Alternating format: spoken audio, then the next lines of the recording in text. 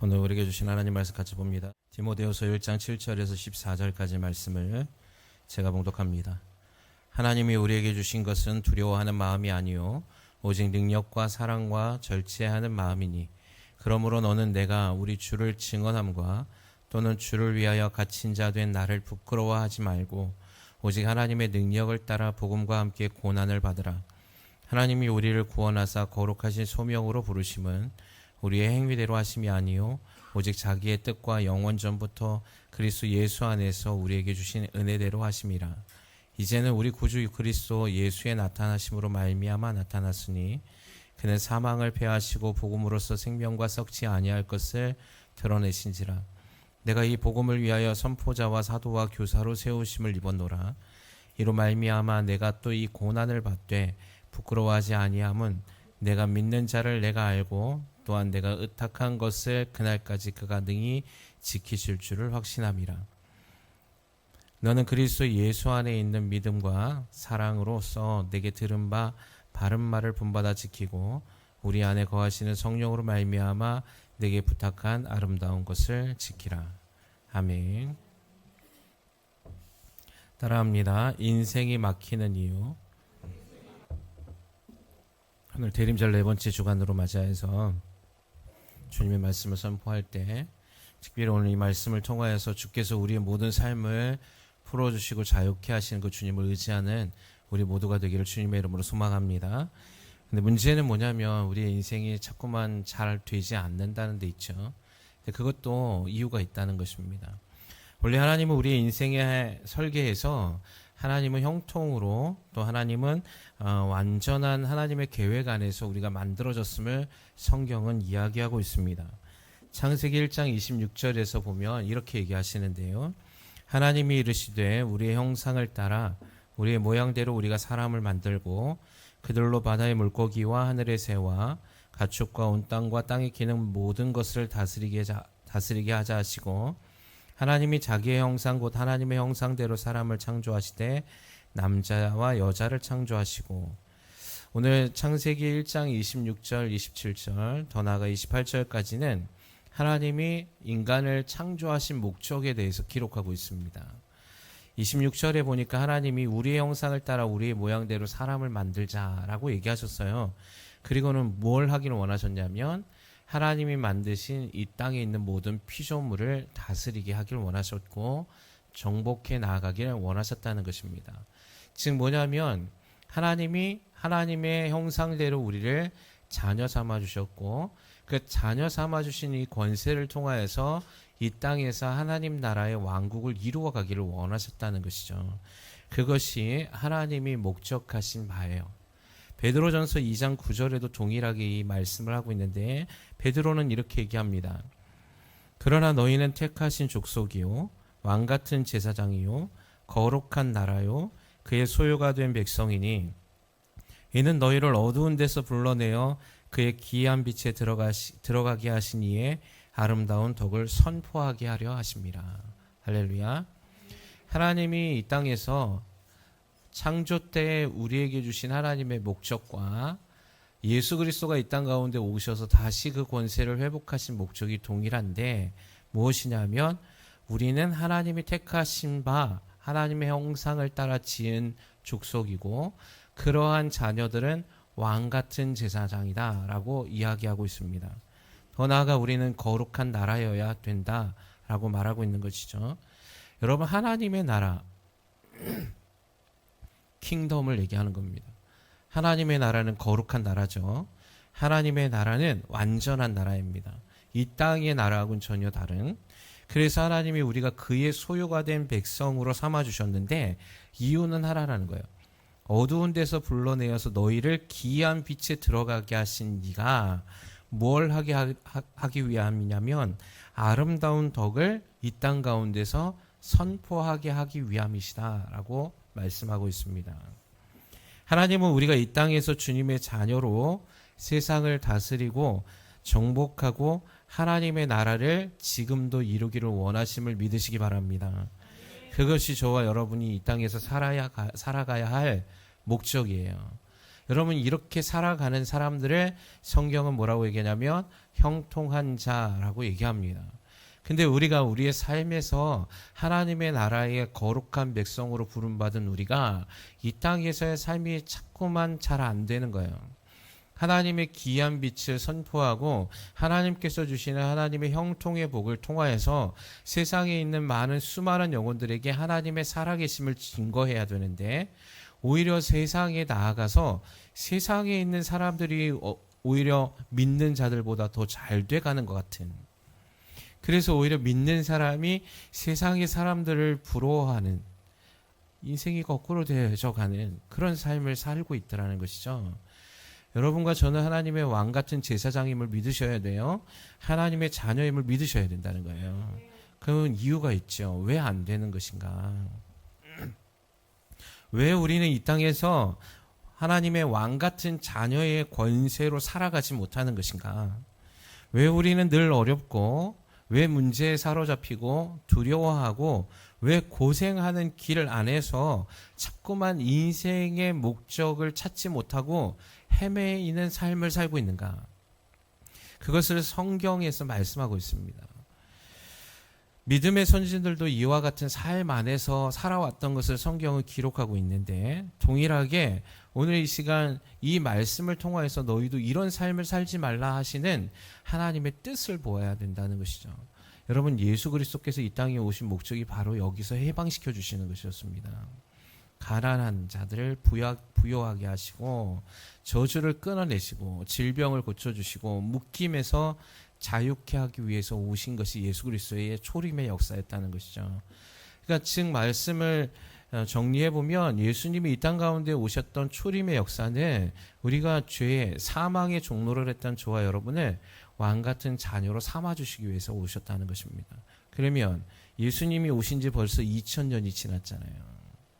여러분, 올해가 몇 년도입니까? 2024년. 여러분, AD 2024년이잖아요. 예수님이 오신 후로 2024년이 지나갔다는 겁니다.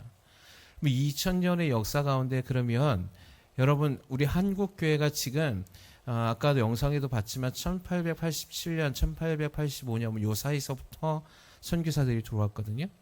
여러분, 근 100년의 역사가 넘어갔잖아요. 그럼 믿음의 사람들이 지금은 기독교의 100년의 역사가 넘어갔다면 여러분, 지금은 이제 우리가 어느 정도 살아야 됩니까? 여러분, 결론적으로 말씀드리냐면 여러분, 우리나라의 대한민국과 위의 북한의 땅이 완전히 극명하게 다릅니다. 이유는 무엇이냐면 하나님의 믿음을 선포하고 믿음대로 살려고 했던 대한민국은 세계의 선진국, 경제 대국을 이루었다라는 것을 보면서 우리가 알 수 있는 것이거든요. 물론 여러 가지 이유들도 있겠다, 세상 사람들은 얘기하지만 아니, 그렇지 않습니다. 하나님의 역사하심과 하나님의 주권 속에서 우리나라가 이런 경제 대국을 만들어갈 수 있는 거예요. 이걸 세계의 기적이라고 얘기합니다. 여러분, 세계의 역사 속에서 우리나라만큼 이렇게 정말 후진국 중에 후진국이었던 나라가, 전쟁의 피난민들이 가득했던 나라가 경제 대국을 이 짧은 시간에 이룬 나라는 없어요. 이건 누구의 힘이겠습니까? 주님의 역사죠, 사실은. 그래서 믿는 우리는 이걸 영적인 눈으로 바라보아야 되는데, 여러분, 믿음 이꼬로 이 땅 가운데서 형통한 삶이라고 지금도 역사하신 하나님은 말씀하고 있는 거예요. 근데 세상이 계속해서 믿음으로 나아가야 되는데 믿음의 사람들이 이 길을 잘못 걸어가니까 하나님의 형통이 자꾸만 가로막히는 역사를 경험하게 되는 것입니다. 여러분, 그 심리학에 보면 학습된 무기력이라는 이론이 있어요. 이게 1960년 후반에 심리학자가 셀리그먼과 메이저라는 사람이 연구한 건데요. 이 사람이 이렇게 처음 소개했습니다. 혐오스러운 자극에 어떤 개들을 노출시켰어요. 이게 혐오스러운 자극이 뭐냐면 전기 충격을 계속 주는 겁니다, 개에게. 그리고는 어떻게 했냐면 이 개가 자유롭게 탈출을 시도할 수 있도록 조건을 만들어줬어요. 계속 전기 자극을 먼저 처음에는 줬고 문을 잠궈 놓은 상태에서, 그리고 난 뒤에 얼마 이후에 문을 열어줬습니다. 탈출할 수 있도록. 그랬는데 이 개들이 어떻게 하냐면 탈출할 기회가 주어졌음에도 불구하고 탈출을 시도하려고 생각지도 아니하고 아예 그냥 포기된 채로 그 자리에 앉아 있다는 거예요. 이걸 뭐라고 얘기하냐면 학습된 무기력이라고 이론했습니다. 그러니까 이게 뭐냐면 부정적인 사건이나 통제할 수 없는 상황을 반복적으로 경험하는 사람은 자신의 상황을 통제할 수 없는 믿음이 생긴다고 가정해 버린다는 거예요. 그러니까 안 된다는 겁니다. 이제 더 이상 나는 잘 될 수 없다고 생각한다는 거예요. 그래서 그 결과 그 사람들은 어떻게 되냐면 수동적이 되어서 무언가 개선하려고 하거나 무언가 나는 이 상황에서 탈출할 수 있을 거야 라는 희망을 갖는 것이 아니라 그냥 그것을 수용해서 그 자리에 멈춰 있더라는 거예요. 이거를 학습된 무기력이다 라고 얘기합니다. 즉 트라우마를 반복적으로 경험할 때 학습된 트라우마는 더 강하게 인식되어져서 우리 안에서 무기력감과 두려움을 가중시킨다는 것이죠. 또 하나의 조사가 있었는데 이런 트라우마, 즉 학습된 무기력, 학습된 트라우마가 생긴 사람들, 특별히 아이들에게서 나타나는 4가지 징조가 있었어요. 첫 번째는 뭐냐면 자신에게 안 좋은 일이 일어날 것이라는 부정적인 기대를 발달시키더라는 거예요. 뭐냐면 나는 잘 되지 않을 거야. 나는 이 상황에서 나에게 내가 바라고 내가 원했던 일들은 절대로 나에겐 일어나지 않을 거야 라는 부정적 기대를 계속적으로 발전시켜 나가더라는 거예요. 두 번째는 다른 사람들의 관계를 형성하는데 어려움을 보이기 시작했다는 거예요. 이게 누구에게 나타나냐면 아이들에게서 나타난 겁니다. 아이들이 반복된 무기력감, 학습된 무기력감에 있던 아이들 조사해 보니까 그런 거예요. 다른 사람, 즉 다른 아이들과의 관계 형성이 안 돼요. 이제는 세 번째는 자신의 감정과 행동을 다루고 조절하는 데 어려움을 갖더라는 거예요. 감정을 통제를 못합니다. 분노할 때 그거를 막 분노의 어느 조절점에서 다른 아이들은 학습된 무기력이 없는 아이들은 어느 정도 요 통제 안에서 조절을 하는데 이 아이들은 감정을 조절하지 못하더라는 거예요. 그리고 남의 아이들이 어떤 감정을 가지고 있는지에 대해서 감각을 느끼지 못해요. 공감 형성대가 극히 적더라는 것이죠. 네 번째는 어떤 일이 일어나냐면 자신에 대한 긍정적 자아감을 발달시키는 게 어려워지더라는 거예요. 그러니까 내가 누구인지를 그리고 내가 이 땅에 태어난 목적이 무엇인지에 대한 긍정적 자아감을 발달시키지 못해요. 계속 부정의 삶으로 머물러 있다는 것이죠. 그래서 이런 아이는 시간이 흐르면서 자신에 대해서는 무언가 부족하고 이상하다는 믿음이 발전되어져서 성장을 하더라도 사회 속에서 사회 부적응자가 되더라는 것이에요. 부적응이 아니라 그의 삶 자체가 아예 무기력하고 우울감 속에서 좌절된 삶을 자꾸 살아가더라는 것이죠. 여러분, 이 원인이 어디 있을까요? 이 원인이 뭐냐면 이 사람이 처음부터 태어났을 때부터 그런 삶을 사는 건 아니거든요. 근데 왜 이 사람은 보통 일반적인 사람처럼 살아가지 못하는 것일까요? 그건 뭐냐면 학습된 무기력 때문이라는 거예요. 그러니까 반복되어진 트라우마, 상처 때문에 갇혀있게 되는 거예요. 여러분, 우리가 인생에서 왜 자꾸 막히냐면 여러분이 반복되어진 학습되어진 무기력과 트라우마 때문이라는 사실이에요. 여러분이 그걸 계속적으로 경험했기 때문에 몇 번은 도전해보고 시도해봤을 겁니다. 그런데 그 상황이 계속적으로 해결되지 못할 경우에 아까 전에 우리 실험에서도 나타났던 것처럼 걔가 전기 충격을 주면 고통스러워서 발버둥 쳐야 되는 게 맞잖아요. 도망쳐야 되는 게 맞잖아요. 그 자리에서. 근데 막혀있는 것 그리고 몇 번의 계속적인 전기 충격이 오는 것을 이제는 수용해 버리기 시작했을 때 걔는 탈출하지 못하고 있던 것처럼 우리의 삶의 인생에서도 하나님이 주시는 완전하고 완벽한 계획 안에서 하나님의 형통을 경험해야 될 그리스도인들이 무기력감과 좌절감 안에서 인생을 계속해서 막히는 것들로 선택하며 살아가더라는 것입니다. 여러분, 주님이 이 땅 가운데 오셨던 이유는 이러한 저주, 이러한 문제들, 이러한 트라우마, 이러한 상처로 인해서 인생의 막힘을 해결해 주기 위해 오셨다는 사실을 여러분 믿으시기 바랍니다. 근데 모든 믿는 자들이 이런 삶을 살아가지는 않아요. 문제는. 여러분, 성경의 인물들 가운데서도 대표적인 야곱이라는 사람이 있습니다. 우리가 잘 알고 있죠. 여러분, 야곱의 인생을 보면 그의 인생의 어릴 적부터 야곱은 학습된 무기력 안에서 살아갔던 사람이에요. 반복된 트라우마 안에서 살아갔던 사람이에요.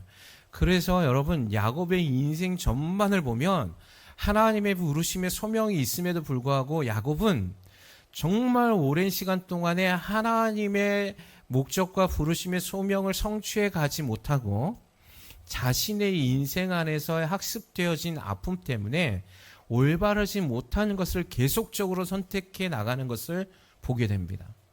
결국 그의 삶은 고통이어서 처음에는 작은 고통이었지만 그 사람이 살아가면 살아갈수록 오랜 시간이 걸리면 걸릴수록 고통의 무게는 가중되어지는 것을 보게 돼요. 그럼에도 불구하고 하나님이 그를 선택하시고 택하셔서 하나님의 목적을, 하나님의 소명을 이루신 사건이 바로 야곱의 사건이라 보면 되는 것입니다. 여러분, 야곱은요, 아버지 이삭과 어머니 리브가의 사이에서 태어났습니다. 여러분, 이 아버지 이삭과 어머니 리브가의 혼적인 트라우마가, 여러분, 우리가 힐링스쿨에서 배우셔서 아시겠지만 이 혼적 DNA는 아이에게 유전되어집니다. 육체적인 것도 유전되죠. 그래서 의학에서도 아버지나 가계력에 어떤 질병이 있거나 질환이 있으면 그걸 먼저 조사해 봅니다. 그렇죠? DNA라는 것이 있어요.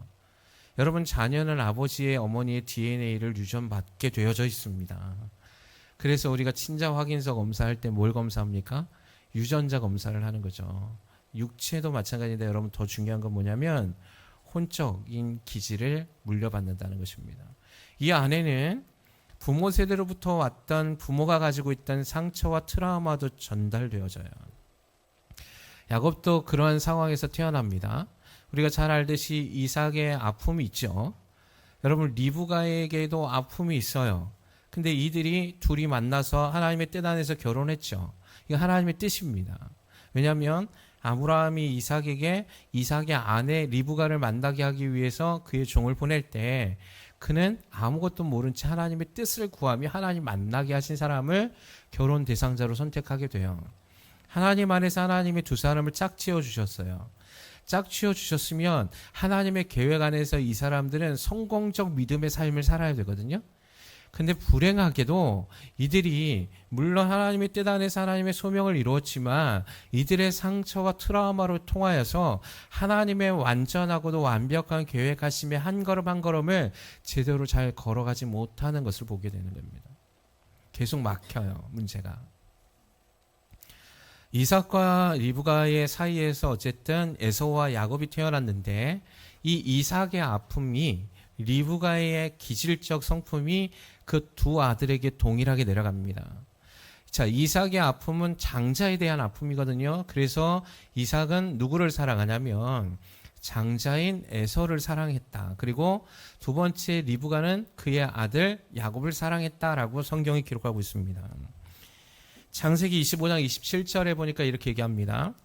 그 아이들이 장성함에 에서는 익숙한 사냥꾼이었으므로 들사람이 되고 야곱은 조용한 사람이었으므로 장막에 거주하니 이삭은 에서가 사냥한 고기를 좋아하므로 그를 사랑하고 리브가는 야곱을 사랑하였더라. 여러분, 여기서 문제가 생겼다는 걸 성경이 얘기하고 있는 것이죠. 이삭은 누구를 사랑했답니까? 자, 창세기 25장 28절 한번 띄워보겠어요?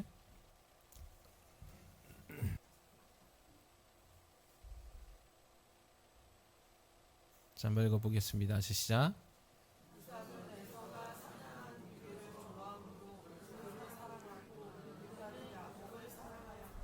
예, 이삭은 누구를 사랑했다 그래요? 에서. 리브가는 야곱.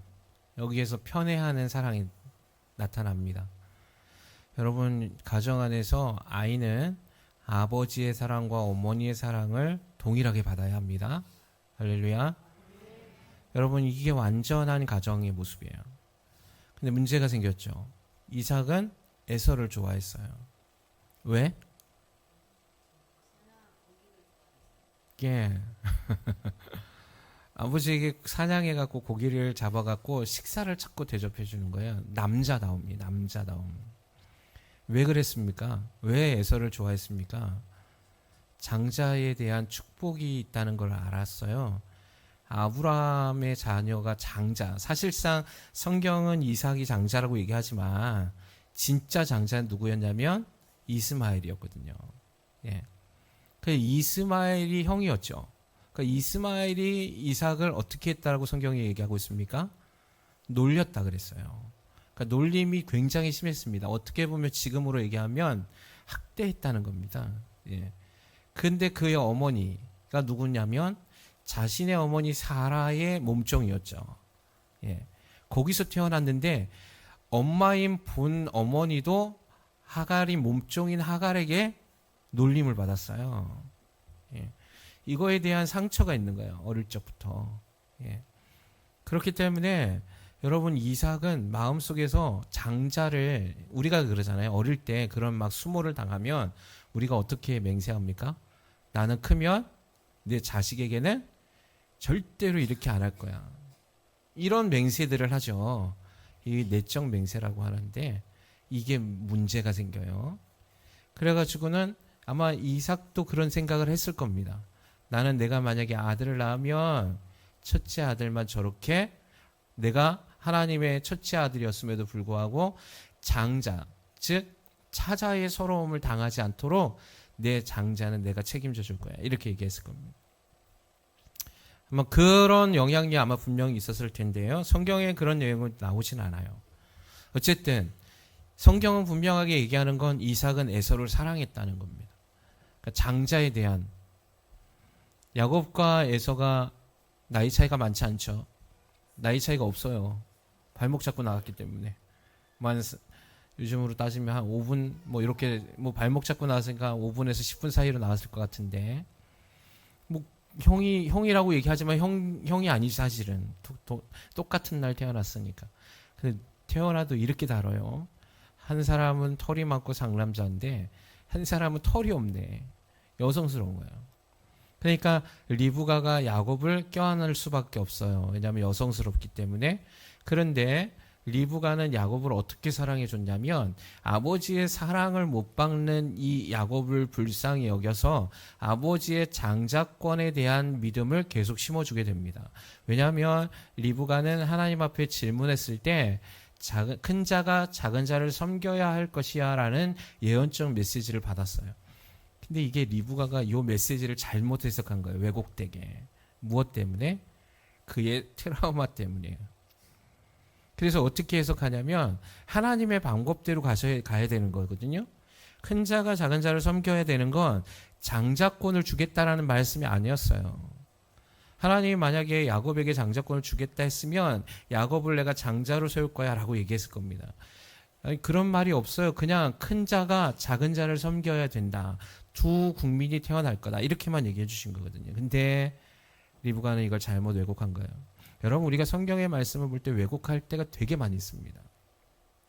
하나님의 말씀을 깊이 있게 볼 수가 없어서 우리가 우리의 상황과 상처와 환경에 직접적으로 그 말씀을 막 적용해서 대입하다 보면 왜곡되어져 버려요. 그래서 하나님을 열심히 섬긴다고 우리가 열심히 섬기는데 결국 하나님께 인정 못 받는 불행한 일을 경험할 수 있다는 겁니다. 여러분이 하나님의 말씀을 왜곡되게 해석하지 않길 주님의 이름으로 축원합니다.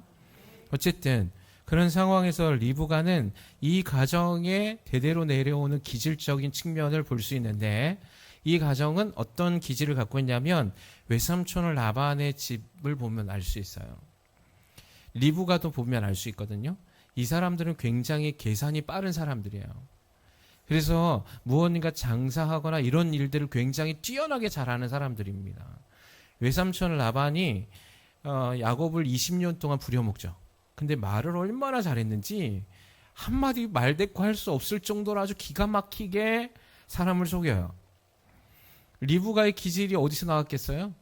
그쪽 집안의 기질이 거기서 그렇게 나왔기 때문에 야곱의 엄마는 머리부터 막 굴리는 겁니다. 그래서 어떻게 하냐면 그 말씀을, 하나님의 말씀을 왜곡된 걸 가지고 내가 야곱을 사랑하니까 야곱을 반드시 장자의 위치에 올려놔야지라는 생각으로 계속 계산합니다. 그래서 야곱에게 비법을 전수해 준 게 뭐예요?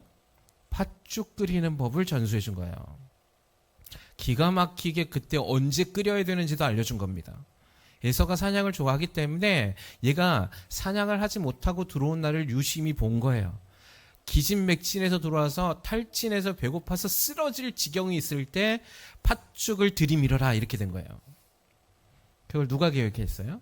어머니 리브가가 계획합니다. 야곱이 계획한 적이 없어요.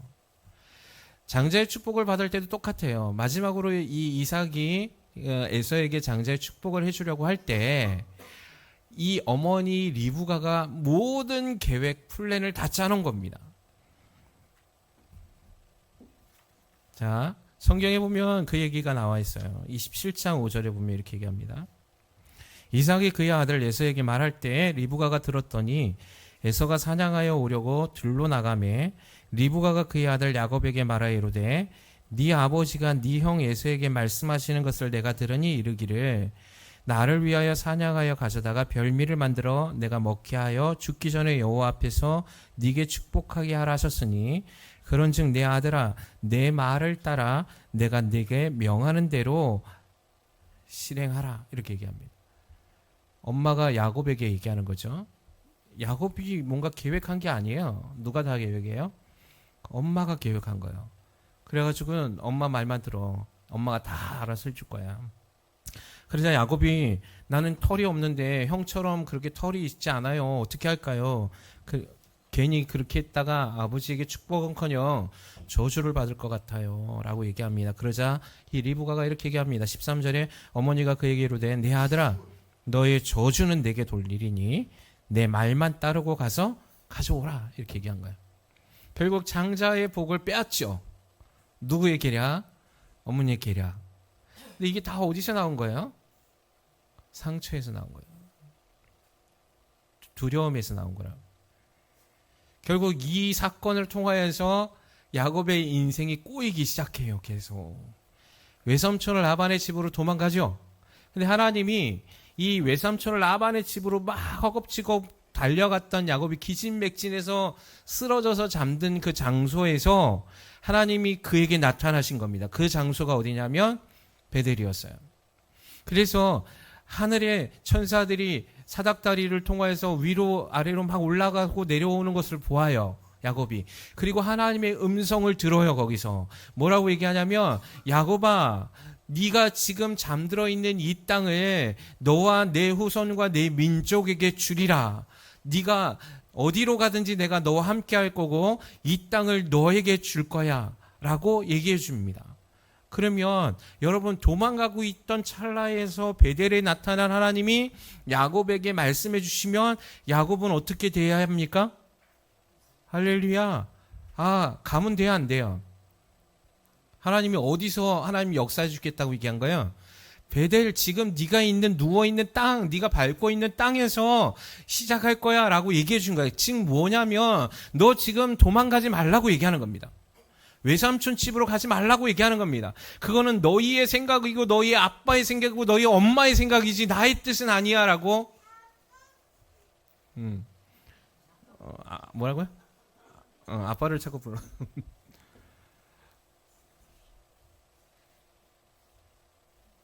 어디까지 했나?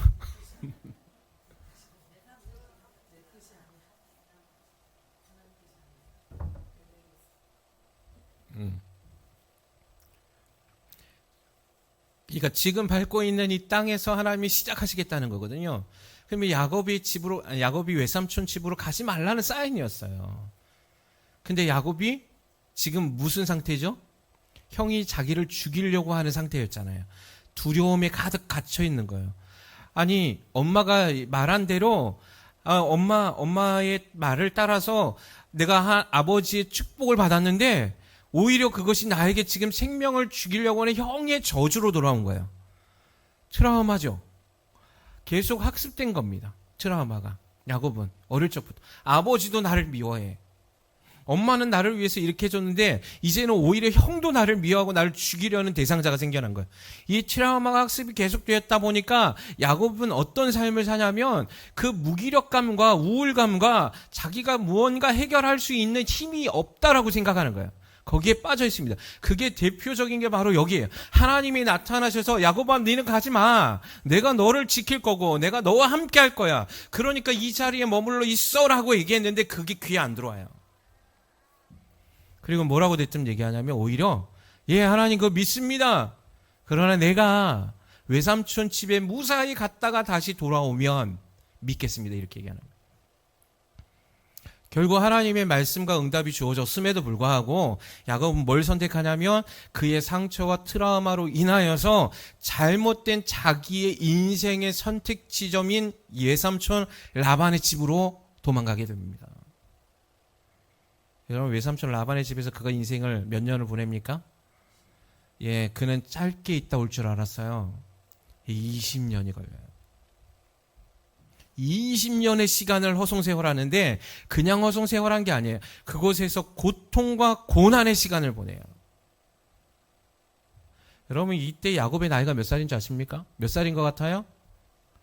성경의 나이를 이렇게 조사해보면 아는데요. 야곱이 어린 나이가 아니에요. 이때 야곱이 외삼촌 라반의 집으로 도망갔을 때가 77세예요. 다 큰 어른이라니까요. 근데 왜 못합니까? 그의 상처 때문에. 뭔가 하나를 결정할 수 있는 힘이 없어요. 해보려고 할 수가 없어요. 두려움에 사로잡혀 있는 거예요. 사랑하는 취하는 교회 성도 여러분, 여러분의 삶에서 하나님이 그걸 원하시는 게 아니에요. 아멘이십니까? 여러분의 삶에서 인생의 막힘을 하나님이 원하시는 게 아니에요. 여러분의 삶에서 여러분의 저주 안에서 상처 안에서 갇혀서 슬퍼하고 고통스러운 삶을 살기 원하는 것이 주님의 뜻이 아니라는 거예요. 주님은 오히려 우리의 슬픔을, 우리의 저주를, 우리의 묶임을 풀어주시기 위해서 이 땅 가운데 오신 거예요. 할렐루야. 그것이 성탄절을 맞이하는 우리의 기쁨인 거예요. 목자들에게 나타나셔서 그랬잖아요. 천사들이. 너에게 기쁜 소식이 있다는 겁니다. 너희를 해방시켜 주실 만왕의 왕 만유의 주가 이 땅 가운데 오셨다는 거죠. 여러분 그 주님을 믿으십니까? 주님을 믿으세요? 그 주님을 믿으세요.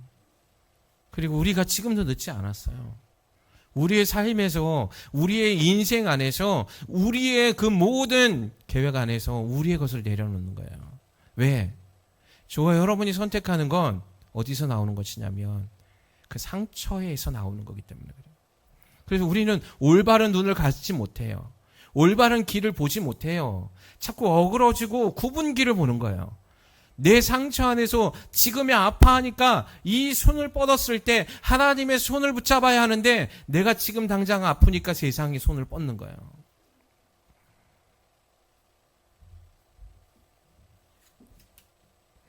성경에서 욥기 23장 10절에 이렇게 얘기합니다.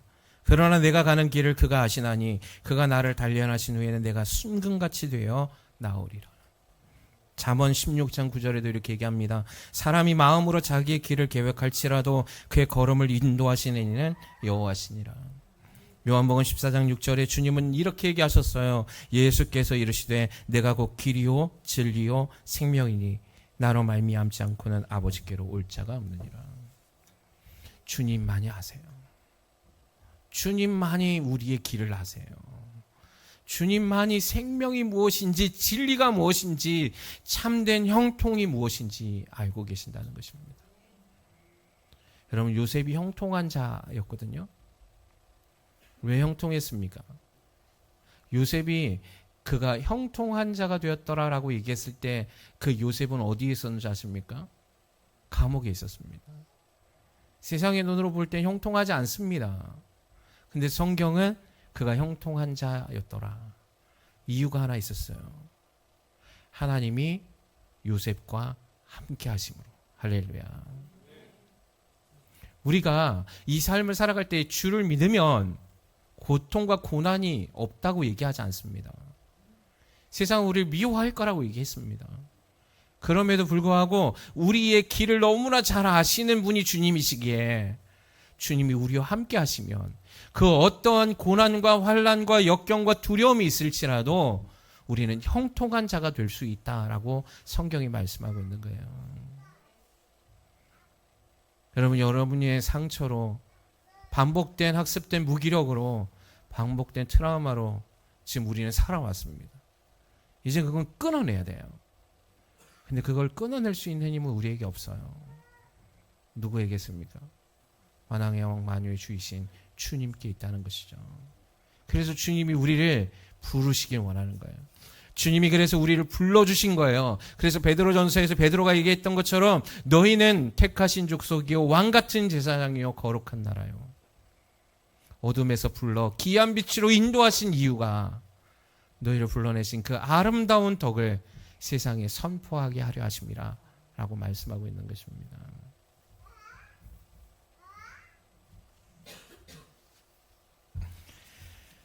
여러분, 우리가 오늘 디모데후서 1장 9절의 말씀 이렇게 얘기하고 있습니다. 하나님이 우리를 구원하사 거룩하신 소명으로 부르심은 우리의 행위대로 하심이 아니요 오직 자기의 뜻과 영원전부터 그리스도 예수 안에서 우리에게 주신 은혜대로 하심이라. 믿으십니까?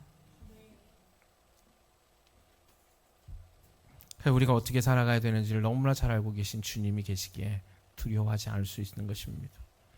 이제 선택을 우리가 주님께 내어드리길 주님의 이름으로 소망합니다. 이제 그 선택의 기로에 서 있을 때 생명이신 주님을 붙잡길 주님의 이름으로 소망합니다. 이제 어떤 문제들 선택의 기로에서 내가 행해왔던 그 모든 습관들, 내가 가지고 있던 무기력감들로 인하여서 넘어져 있는 것이 아니라 주님의 생명된 빛을 붙잡는 저와 여러분이 되셔야 된다는 것이죠. 여러분 믿으시기 바랍니다. 우리는 형통한 자임을 믿으시기 바랍니다. 우리는 왕같은 제사장임을 믿으시기 바랍니다. 하나님의 거룩한 나라임을 믿으시기 바랍니다. 세상의 빛이라는 사실을 믿으시기 바랍니다. 그것이 우리가 가야 할 길이에요. 그래서 오늘 이 시간 이 말씀을 듣는 저와 여러분의 삶 안에서 다시 한번 주님을 붙잡으시고 내 안에 있던 그 모든 무기력감과 상처로부터 자유케 하시는 주님을 보셔서 주님의 진리의 빛에 거하시고 세상의 어둠 가운데 이 빛을 전파해내는 저와 여러분의 삶이 되기를 주님의 이름으로 축원합니다.